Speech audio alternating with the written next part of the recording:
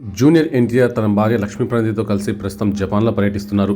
ఈ నెల 28న జపాన్ థియేటర్లలో దేవర చిత్రం విడుదల కానుంది.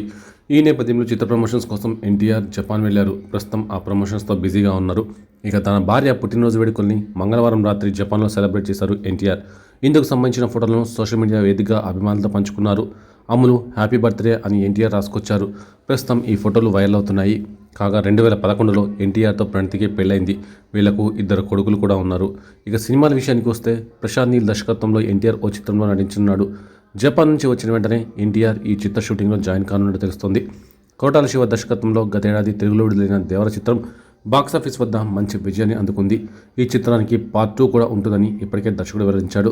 దివంగత శ్రీదేవి కూతురు బాలీవుడ్ నటి జాన్వీ కపూర్ ఈ చిత్రం ద్వారానే తెలుగు తెరకు పరిచయమైంది.